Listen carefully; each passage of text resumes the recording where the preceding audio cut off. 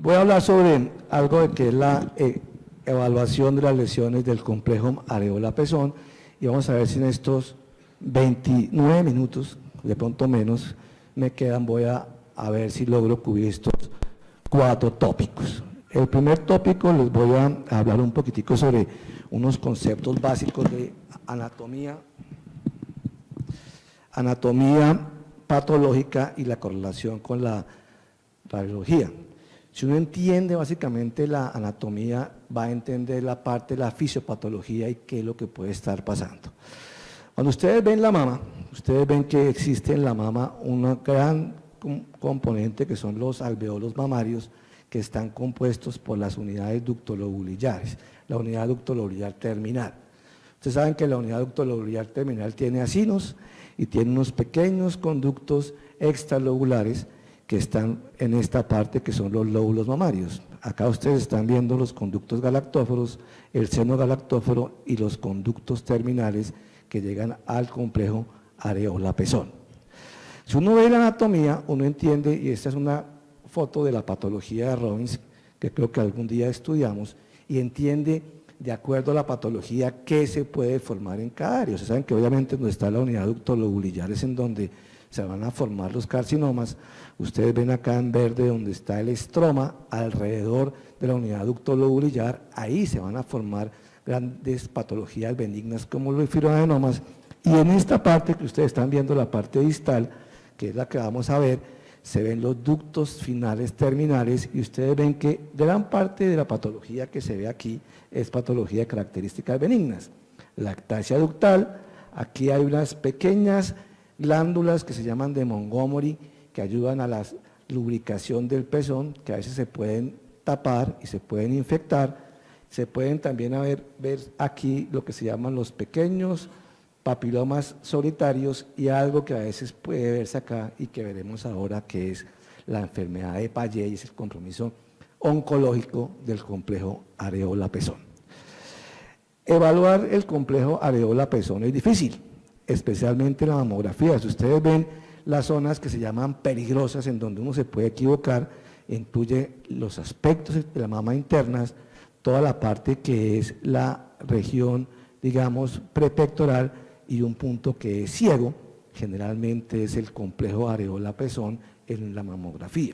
Ahí patinamos mucho y ahí a veces o sobrediagnosticamos cosas o se nos pasan muchas anormalidades que no podemos ver porque son realmente complejas para poder evaluar. Cuando uno mira, si es complejo, uno quiere mirar el BIRAS a ver qué es lo que dice realmente el complejo areola-pezón y no es lo que se dice mucho. Esta tal vez fue la parte nueva del BIRAS quinta edición, en donde nos dijeron que si uno veía un pequeño conducto solo dilatado, era probablemente algo preocupante, y si uno lo veía único, debería catalogarlo como un 4A. Cuando yo miré eso, yo quedé preocupado, Daniel, porque se me pasaron infinidad de cosas que yo no había visto. Pero me dijo un fellow doctor, y eso realmente de dónde viene, y como son tan curiosos ahora los millennials, me dijo, doctor, leamos eso, ¿por qué salió así? Ese es el artículo publicado en AJR en el 2010, en donde se llegó a la conclusión que era una lesión 4A.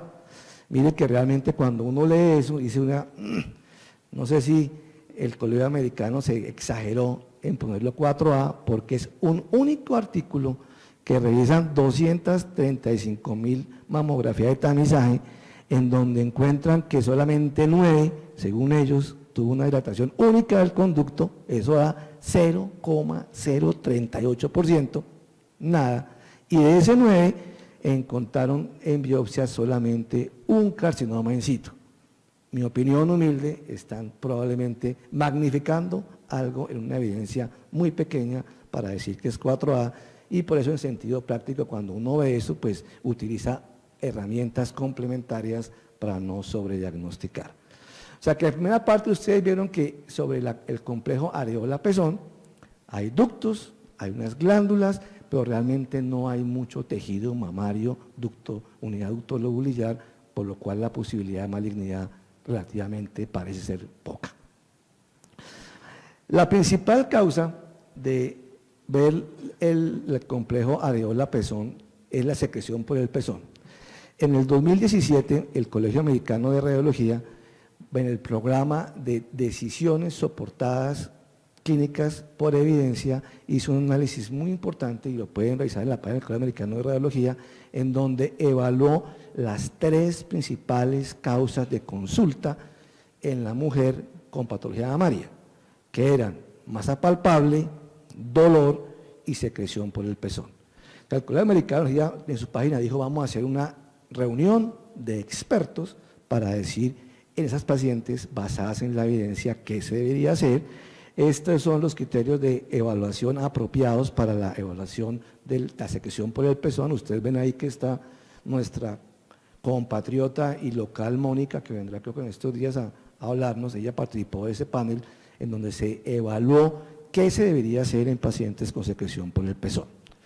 ¿Qué hicieron ellos? Ellos cogieron toda la literatura, la revisaron para ver realmente qué pasaba y qué se debería hacer. O sea, una metodología epidemiológica basada en escenarios clínicos, o sea, cómo uno puede, de acuerdo a la clínica, utilizar mejor los recursos, y sobre eso, básicamente, lo que hicieron fue algunas recomendaciones de lo que uno debería utilizar basado en la evidencia. ¿Qué hace uno cuando tiene que evaluar la secreción por el pezón? Pues obviamente se pone en el contexto clínico, y el contexto clínico tiene 3 puntos importantes. La edad de la paciente. Es muy diferente una secreción en una mujer joven, 25 años, que una mujer adulta de 60 años. Son contextos clínicos diferentes. Otro, muy importante, la historia clínica, y en la historia clínica el examen clínico. Existen las características de la secreción, si hay masa palpable, eso va a ser muy importante. Y otro muy importante, como le digo, si existe otra normalidad asociada.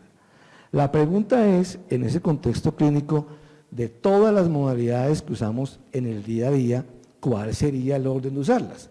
Y si sí se influencia o no ese escenario de edad, tipo de secreción, la forma en que deberíamos abordar la mujer con secreción. Al final, lo que quiere el Colegio Americano es decir: mire, hay exámenes que probablemente usted no debería hacer porque no es apropiado, la evidencia no es suficiente. Hay exámenes que usted podría realizar en algunas circunstancias, y hay exámenes en los cuales el uso es apropiado para poderlo hacer. ¿Qué sabemos hoy de la evaluación por el pezón? Sabemos que es una causa frecuente, la tercera causa frecuente de consulta ginecológica general, no hablo de consultorios dedicados a mama, la secreción por el pezón. Y mire que dicen que en algún momento de su vida, las mujeres, casi el 80%, tendrán algún tipo de secreción por el pezón. El análisis de la secreción por el pezón obviamente comienza por la clínica, y es muy diferente el paciente que tiene una secreción que es múltiple, que es espontánea, que tiene que provocarse, que es serosa, a la paciente que tiene una secreción que es probablemente unilateral, sanguinolenta y espontánea. Esto obviamente va a ser muy importante para uno enfocarse si probablemente estamos ante una secreción fisiológica o probablemente de origen endocrino, a una secreción patológica en donde la posibilidad de una anormalidad subyacente debe ser considerada.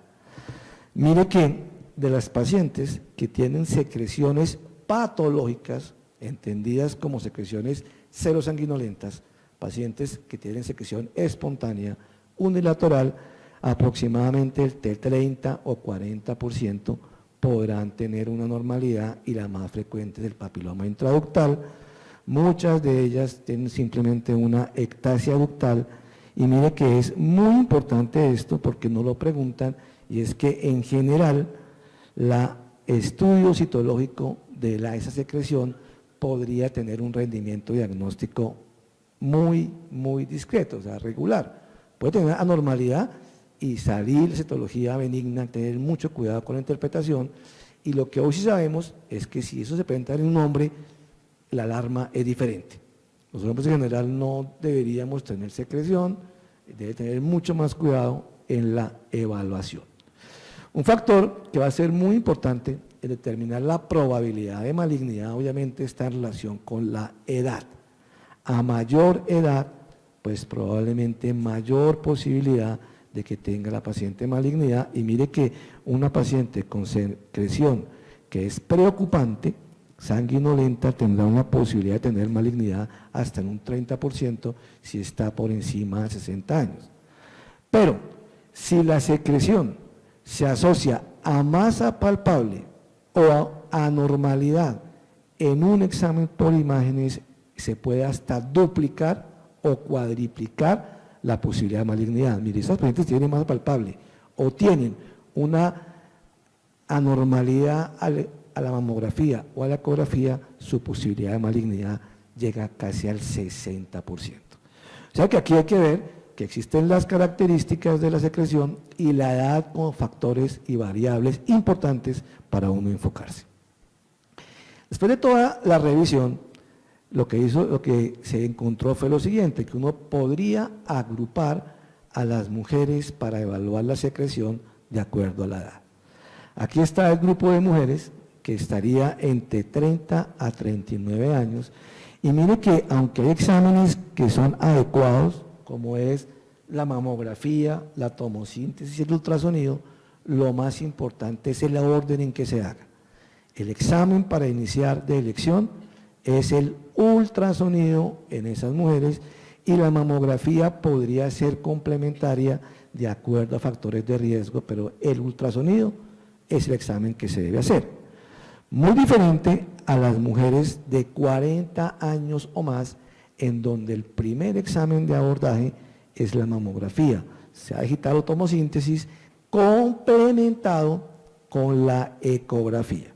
O sea, todos son importantes, pero tal vez la forma en que lo hacemos es diferente. O sea que uno podría decir que en las mujeres que tienen más de 40 años, el primer abordaje es la mamografía o tomosíntesis. La ecografía es complementaria, solamente se vuelve primera elección en mujeres que están embarazadas. Y si la mamografía y el ultrasonido de alta resolución, que ya hemos hablado aquí Daniel y Mónica en extenso del tema, en ese caso se debería considerar otras modalidades de imagen. Ahorita veremos si la resonancia o la galactografía.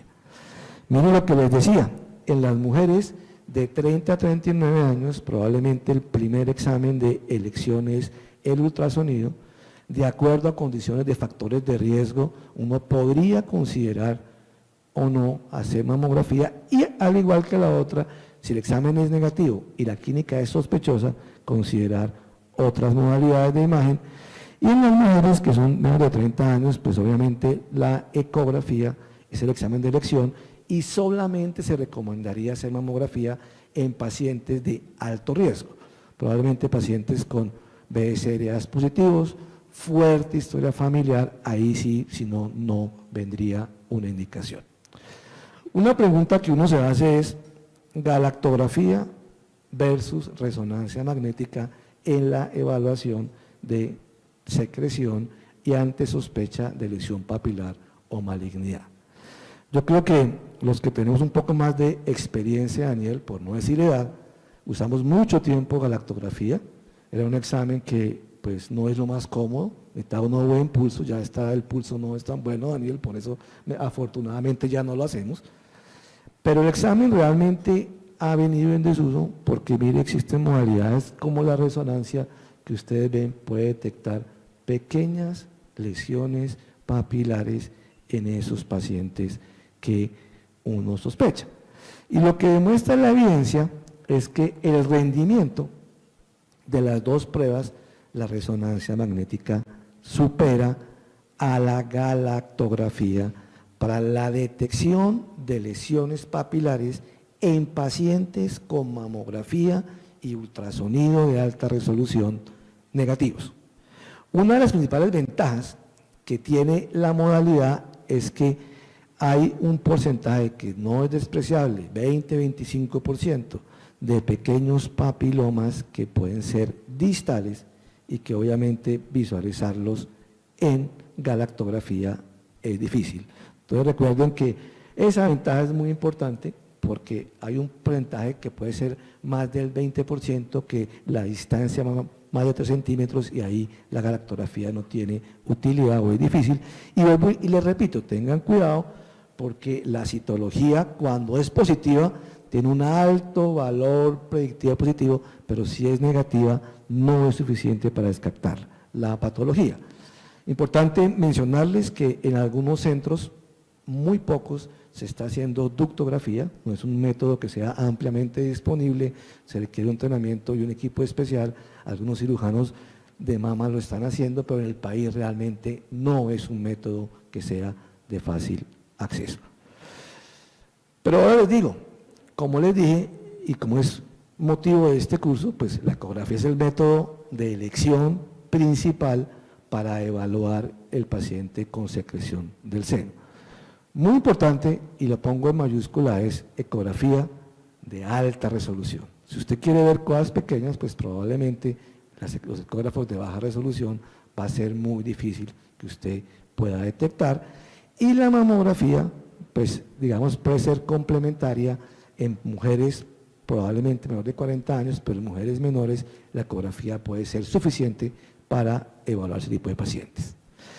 En ecografía yo creo que uno lo que intenta visualizar y ver es qué está pasando y uno lo que puede ver son ectasias ductales, puede ver una ectasia ductal compleja, ya veremos qué es eso, podemos ver el papiloma intraductal, una variante que se llama el papiloma intraquístico, que es una variante diferente al ductal, pero que puede nacer en el ducto y verse un quiste. Puede ver la papilomatosis, quiero hablar un poquito de eso porque es algo que es olvidado, y algo que también se puede originar es el carcinoma originado en papiloma, que es como hoy los mencionan los patólogos, un carcinoma que se originó en un papiloma. Vamos a ver si logramos con el tiempo ver estos diferentes puntos. Lo primero es esta, la ectasia ductal.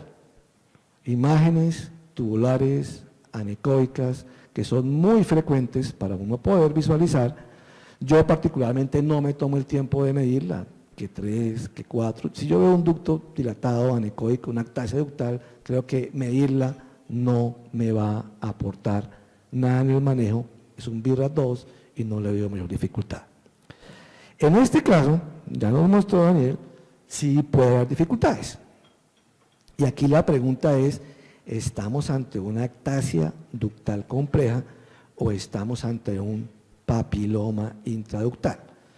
Se ven parecidos, pero son diferentes. Vamos a ver qué le puede ayudar a uno. Mire esta imagen ahí, ustedes ven esta imagen de un ducto con lesiones ecogénicas acá, y aquí le toca a uno mirarla y uno ve que si este componente es móvil, como ya nos mostraron, si esta lesión no se detecta flujo, si no expande el ducto, importante, no expande el ducto, usted puede ver la visualización completa de la pared y tiene un diámetro que probablemente sea menor a este tamaño, usted probablemente está diciendo que está ante una ectasia ductal compleja y probablemente usted podría catalogarla como un BIRAT 3. Hay situaciones en las ectasias ductales complejas que son muy extensas, como en este caso, en esta resonancia, mire esta ectasia ductal compleja tan extensa en pacientes con factores de riesgo. Y usted dice, oiga, yo no puedo quedar tranquilo que probablemente en esa ectasia no exista nada, algo. ¿Qué puede pasar? Papilomas, papilomatosis, carcinoma ductal in situ. En ese grupo de pacientes de alto riesgo o riesgo preocupante con ectasias ductales complejas, usamos resonancia y sabemos que una resonancia negativa tiene un alto valor predictivo negativo y uno podría continuarla manteniendo como un BIRAT 3. Entendamos un poquito la fisiopatología del papiloma intraductal. Mire que el papiloma intraductal, como lo dice, mire, genera ya en los ductos más distales, comienza a crecer y mire que el crecimiento indica una expansión del ducto, ustedes ven, y en ocasiones puede producirse en el ducto y ocasionar el papiloma intraquístico. Si ustedes ven esto, mire que expande el ducto y no permite ver la pared, pues está ante probablemente un papiloma de tipo intraductal. Y al caso que veíamos, este caso se está expandiendo el ducto, yo no logro ver la parte posterior y probablemente ese es un papiloma intraductal que fue biopsiado y salió como una probable lesión intraductal papiloma. También uno puede ver obviamente los papilomas intraductales, pueden ser redondos, mire que a veces uno intenta buscarle si existe un tallo que lo nutra y el Doppler puede ser útil. Y lo otro muy importante es cuando son de mayor tamaño, y aquí les voy a mencionar, les voy a dar un tips, si los papilomas intraductales superan los 10 milímetros, tienen un mayor riesgo de atipia o eventualmente carcinoma, o sea que ahí tienen que ponerse con más cuidado. Estas lesiones, uno dice, ¿qué categoría de virus le puede dar? Y cuando uno ve los diferentes estudios, dice que más o menos la posibilidad de un papiloma que tenga cáncer es cercana como al 9%, atipias 13%, por lo cual un papiloma intraductal estaría muy cercano a una categoría 4A. Mire, 9.5 posibilidad de cáncer, un poquitico más de posibilidad de atipia, usted considera cáncer entre el 0 y 10, 4A. Pocas palabras sobre papilomatosis, yo creo que acá hay que tener mucho cuidado. La papilomatosis es una entidad de alto riesgo y mire que puede tener un riesgo de cáncer de hasta 8 veces en la paciente. Mire un caso que tuvimos, extensa papilomatosis, la paciente entra a ser un paciente de alto riesgo y requiere un seguimiento mucho más cercano. Payé, estas son las imágenes que uno ve cuando ve el payé, y el payé es una alteración que se ve como dérmica en el pezón. El diagnóstico diferencial son los eczemas inflamatorios. Recuerde que los eczemas inflamatorios se presentan con mayor frecuencia a menor edad y tienden a ser en ocasiones bilaterales. Cuando es de mayor edad y se ve sobre un pezón y no hay ese es un inflamatorio, tanta descamación, sino un compromiso más duro, considerar enfermedad de Payé. El Payé es una presentación en la cual hay un compromiso de la epidermis de células por adenocarcinoma, es una presentación poco frecuente del cáncer y la anormalidad puede ser detectada un 70 a 100% en imágenes. Las teorías del origen del Payé son dos, una que existe un tumor que puede diseminarse o viajar por los ductos, otra teoría que quedan en la embriología algunos residuos de células aquí que hacen que después se vea. Mira que el Payé en general tiene un comportamiento molecular diferente al carcinoma invasivo común y corriente. Lo que hemos visto es que hay una gran proporción de enfermedad de Payé que son ER2 positivos. Ese último reporte de patología, el Payé tiende a ser ER2 positivos. Hay tres tipos de presentación de enfermedad de Payé. Una, el compromiso tumoral del pezón sin una clara anormalidad subyacente. Otra, el compromiso del pezón con una anormalidad contigua. Y otra, el compromiso del tumor con una lesión satélite posterior. Son las tres presentaciones del Payé. Recordar que la mamografía en un Payé tiene un rendimiento regular, podría ser hasta de un 50%, porque no podría verse nada y la resonancia es el mejor método de imagen. Mira acá un paciente que tuvimos, mira acá como ustedes ven aquí, que tuvo el pezón comprometido, acá tienen las calcificaciones y posteriormente carcinoma ductal infiltrante. Hicimos resonancia, ven acá ustedes como el compromiso del pezón y el compromiso del área posterior del Payé sería como un tipo 3, masa posterior y compromiso del pezón. Otro diferente, un caso más viejito, no por eso malo, compromiso del pezón y una pequeña área de captación con mamografía negativa. Para terminar, un punto que quiero que comencemos a ver y es la evaluación del complejo areola-pezón en la paciente que ya tiene cáncer y que existiría la sospecha de que tenga el compromiso areola-pezón. Recordemos que la mama tiene 5 cuadrantes. Esas preguntas que hacemos siempre los residentes. ¿Cuántos cuadrantes son? Dice este doctor, sí, hoy me la boto fácil. Pues 4, doctor. No, 5. La región retroareolar es el 5.º cuadrante. Y es muy importante evaluarla porque eso podría cambiar definitivamente el manejo quirúrgico del paciente. El compromiso areola-pezón es muy importante, especialmente porque puede cambiar, y yo les quiero acá hablar un poquito de los tipos de mastectomías y el papel de la ablación del radiólogo. Hay 3 tipos de mastectomías: la antigua, que era la radical modificada, la que ahorra piel y la que ahorra piel y pezón, y sobre esa quiero que hagamos una consideración. Lo que quiere el mastólogo es tener un tratamiento radical, pero que el paciente le quede estéticamente bien. Pero al saber que le quede bien, no conlleve a un mayor riesgo de recaída posterior. Ese es el dilema.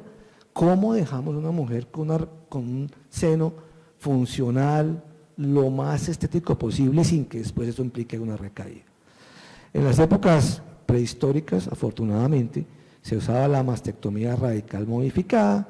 Comenzábamos, ahí se iba todo, básicamente se hacía todo en la resección de la mama, y este era el resultado estético, probablemente algo mutilante que cada vez vemos menos.